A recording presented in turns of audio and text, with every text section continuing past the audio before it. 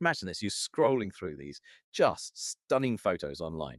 Pristine beachfront villa, maybe a sparkling swimming pool, all that tropical greenery, and it's in Phuket. And let's get that right from the start. It's P-O-K-E-T, pronounced Phuket. Definitely not Phuket. So easy to get swept up in that dream, isn't it? Owning your own slice of paradise. But hang on, before you dive headfirst into that turquoise water, there's this really crucial decision you need to make: leasehold versus freehold property ownership. So, our mission today in this deep dive is really to cut through the complexity. We want to pull out the most important bits of knowledge so you can actually make an informed decision, whether you're looking for your own escape or maybe a smart investment. We're drawing on a fantastic article called Phuket Property: Leasehold versus Freehold Explained. And this isn't just some random blog post. It comes straight from Ocean Worldwide. They're a luxury real estate agency, actually based right there in Phuket, and they've been there since 2004. Yeah, their director, Sandra O'Neill, she's personally helped literally thousands of families and investors over the years. They're really focused on that high-end luxury residential real estate in Phuket and also Koh Samui.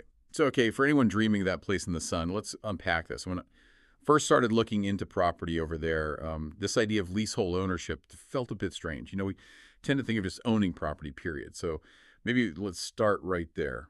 What exactly is leasehold property in Phuket, especially for someone coming from overseas? That's a really good place to begin because it really frames the whole discussion. So with leasehold, what you're getting is the right to use and live in a property for a set amount of time. Typically, under Thai law, that's a maximum of 30 years. You're not actually owning the land underneath it. Think of it like a very long-term rental agreement, but it comes with much stronger rights than your average tenant would have. And crucially, for it to be legally solid and protect you, the lease has to be registered at the land department. This is all governed by the Thai Civil and Commercial Code. It's not just a casual agreement. Yeah, absolutely. And as the leaseholder, your rights are spelled out in that registered document. Things like, quiet enjoyment of the property, the right to transfer your lease, though usually you need the lessor's okay for that and you're responsible for upkeep. But the big difference, the really critical one, is that the actual land ownership, that stays with the lessor. And the lessor will be a Thai person or a Thai company. That lease document is everything for those 30 years. Yeah. Okay, 30 years. So if I'm thinking longer term, maybe I find that perfect beachfront villa, the one with the pool, and I can see my family using it for decades. Yeah. What happens after 30 years? Is renewing it just automatic, or is there like a ticking clock? That's where the real, let's say, the detail and sometimes the challenge of leasehold comes in. While lots of lease agreements do mention renewal, it's really important to understand renewal is very rarely automatic. The lessor, the owner of the land, they can actually refuse. Or, maybe more commonly, they'll want to renegotiate the terms. The article we're looking at gives some examples. Like an initial lease might cost, say, £50,000, but the renewal could be anywhere from maybe £5,000 right up to another £50,000. It varies hugely. What's really interesting here is this isn't just about a legal clause. It gives the lessor quite a bit of leverage, doesn't it? So getting expert negotiation before you even sign that first lease is often much, much more valuable than just hoping things work out 30 years later. You've got to scrutinize those renewal clauses. That makes total sense. So for anyone looking at leasehold, that legal agreement isn't just paper for now. It's potentially setting the stage for decades. Vital stuff. Yeah. But okay, what if you're not really after a long-term rental feel? What if you genuinely want to own that piece of Phuket paradise? Yeah. That brings us over to freehold. So what does freehold mean for a foreign buyer? Right, freehold. This is absolute ownership, indefinite rights over the property. We're talking full control, not just of the building, but the land it sits on, too. You can use it, develop it, change it, sell it, transfer it, basically no time limits. It's the closest thing to complete permanent ownership. However, and this is a really big however in Thailand, generally speaking, foreigners cannot directly own land on a freehold basis. That's a key legal point. Okay, that immediately raises a big question, probably for a lot of people listening. If foreigners can't just buy land outright, how do they actually get freehold, especially in those popular luxury spots in Phuket? The main way, the most common route for foreigners wanting freehold in Thailand is buying condominium units. You absolutely can own a condo unit freehold. But there's still a rule you need to know about. There's a restriction called the 49% foreign ownership quota. Basically, in any single condo building, the total space owned by foreigners can't be more than 49% of the building's entire sellable unit space. So checking that quota for the specific building you're interested in, that's one of your very first steps. Definitely check that. And a really significant plus point for freehold, especially thinking long-term compared to leasehold where the rights eventually run out, is inheritance. Freehold property can be freely passed down to your heirs under Thai law. That offers real long-term security for your family. Right. So freehold gives you that feeling of permanence, full control. Sounds ideal for stable, long-term investments, especially those luxury condos you see popping up in Phuket. Okay, let's put them side by side then. Leasehold versus freehold.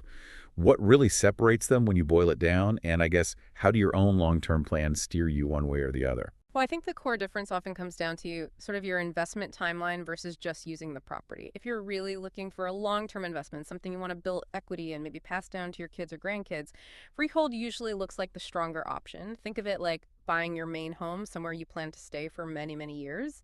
Leasehold, on the other hand, might fit better if your plan is more short to medium term use. Maybe it's a holiday home you'll enjoy for 10, 15, 20 years, but without the full commitment and complexities of owning the land forever. And then there's this idea of flexibility versus control. Leasehold gives you a bit more flexibility, perhaps. You're not tied to owning that land indefinitely. But freehold, that gives you absolute control. Want to do major renovations, rent it out whenever you like, sell it without needing anyone's permission. Freehold lets you do that. Especially with those, high-end properties in Phuket, how much autonomy you want is a really big factor in this choice. Okay, beyond the legal differences, for most people, I suspect the decision really hits home when you look at the money side. How do the costs actually stack up?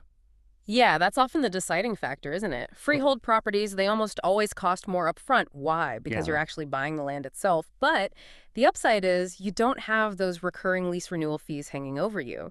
Leasehold, well, it usually offers a lower entry price point, and that can be really appealing, particularly in the luxury market where prices are already high. But, and it's a big but, you absolutely have to factor in those potentially hefty renewal costs we talked about earlier. And something people sometimes forget is how the value of a leasehold property can go down as the lease gets shorter. Its marketability, its resale value can really drop off near the end unless there's a very clear, very favorable renewal option already locked in. So yeah, connecting it all back, your initial budget and what you plan to do eventually, your exit strategy, those are just incredibly critical here. It definitely sounds like buying property in Phuket as a foreigner, while amazing, can feel a bit like navigating a maze. A beautiful maze, but still. So what are the absolute key things people need to keep front of mind, beyond just picking leasehold or freehold? Well, first, just keep reinforcing that fundamental legal point. Thai law generally restricts foreigners from owning land directly, so leasehold often becomes the most practical route for houses or villas. And because of that, and just generally, due diligence isn't just a good idea, it's absolutely essential for foreign buyers. You really can't stress this enough. Okay, so first up, a thorough title search, always. You have to verify the seller legally owns it and has the right to sell it. And you need to check for any existing mortgages, liens, anything that could cause problems later, absolutely vital. Second, get a good local lawyer, someone who specializes in Thai property, to do a really detailed contract review. They need to walk you through every single clause, the payment schedule, who's responsible for what maintenance. You don't want any nasty surprises hidden in the small print.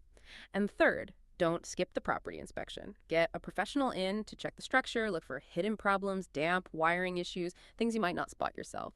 Right, so the big takeaway there is be vigilant. Don't just get swept away by the dream location and the beautiful pictures. You have to do the groundwork. Exactly. And that groundwork should also include your own long-term planning. Really think about why you're buying. Is it going to be your permanent home? Are you planning to rent it out for income? Do you see yourself selling it in 5, 10, 30 years? And especially, think about inheritance. With a standard leasehold, unlike freehold, the lease might not just automatically pass to your heirs. That needs specific legal planning. Again, good legal advice here is just invaluable. Okay, this is where things get really interesting, maybe a bit more advanced. There's this other option, less common perhaps, but seems pretty powerful. It's called a protected leasehold scheme. What exactly is that? And why might it be significant for foreign investors? Yes, this is a more sophisticated approach. It's basically a legal structure developed to give foreign investors much greater security than a standard leasehold. It tries to mimic the long-term security of freehold, essentially. The goal is to structure things so the lease term can effectively be extended indefinitely, or almost indefinitely, as the source puts it. The power, as you said, comes from the control it gives the leaseholder. So how does it work? Well, the structure usually involves setting up a tie company. The foreign buyer, the leaseholder, then becomes a shareholder in that tie company. And it's this tie company that actually holds the freehold title deed to the land. Now, because you're a shareholder, you get voting rights in the company. This essentially gives you control over the company's decisions, including decisions about renewing or issuing leases, potentially to yourself. So you see how it works. It Yeah. effectively gets around that standard 30-year renewal uncertainty. It provides a pretty robust way to maintain control and security over the property, almost like freehold, but within the legal framework. Wow, okay. That is fascinating. It's like finding a clever way to bridge that gap, giving you freehold-like security while still respecting the foreign ownership laws. But it definitely sounds like something that needs very careful, very precise legal setup to make sure it actually works as intended and gives you that security. Oh, absolutely. It's definitely not a do-it-yourself kind of thing. The benefits are clear. Much more security, real control through being a shareholder, and, serious peace of mind for your investment long term. But because it relies on specific corporate structures, legal agreements, you absolutely need expert legal advice, lawyers who really know the specific area of Thai property law to set it up correctly. Makes sense. Okay, so thinking beyond buying. Eventually, most people consider selling. How does the ownership type freehold versus leasehold affect how easy it is to sell and the potential resale value, particularly in a market like Phuket? Generally speaking, freehold properties tend to be more attractive to a broader range of buyers. That complete ownership, the lack of a time limit, it just makes them easier to understand and transfer. So they often hold their value well and have good potential for appreciation, especially if they're in those prime Phuket locations we talked about. Buyers feel they're getting the full package, full control. Now, leasehold rights, they can be transfers, definitely. But the absolutely critical factor for any potential buyer is the remaining length of the lease. If you're trying to sell a leasehold property with only, say, 5 or 10 years left on the lease, that's going to be much harder, much less attractive, unless there's a very clear, already agreed upon, and favorable renewal option in place. The value naturally tends to decrease as that lease term shortens. It can almost feel like a ticking time bomb if the renewal isn't sorted. Now, maybe a guaranteed rental program could appeal to certain short-term investors looking purely for yield, but for most buyers looking to actually use or hold the property, that transferability and the remaining term are key. Unexpected problems around renewal can definitely scare buyers off or force the price down. So, thinking about your investment potential, it sounds like freehold generally benefits more directly from overall market growth, while leasehold values are really sensitive to that specific lease clock ticking down and how the renewal is handled. That sums it up pretty well, yes. Both have risks, both have opportunities, but the constant theme, the underlying message really is that doing your homework thoroughly, understanding all these legal details, and getting solid professional advice. That's absolutely key to maximizing your chances of a good investment outcome, whichever route you choose. So when it really comes down to it, choosing between leasehold and freehold in Phuket, there's no single magic answer, is there? No one-size-fits-all. It genuinely depends entirely on your specific situation, your goals, how long you're planning to hold the property, your budget, and just how much control and long-term security you personally want. Exactly. And that leads us right back to what is probably the single most critical piece of advice we can give. You absolutely, positively must get professional legal and financial advice. And not just any advice. You need specialists in Thai property law. It's paramount. It protects your interests, ensures you're compliant, and helps you navigate everything we've discussed today. So as you sit there dreaming about that Phuket property, Yeah. maybe start thinking about what control really means to you. Is it just about owning something? Or is it about leveraging it for your specific lifestyle, your financial future? Maybe just for a few fantastic years, or maybe for generations to come. Perhaps even using one of those clever third-way structures. Lots to think about.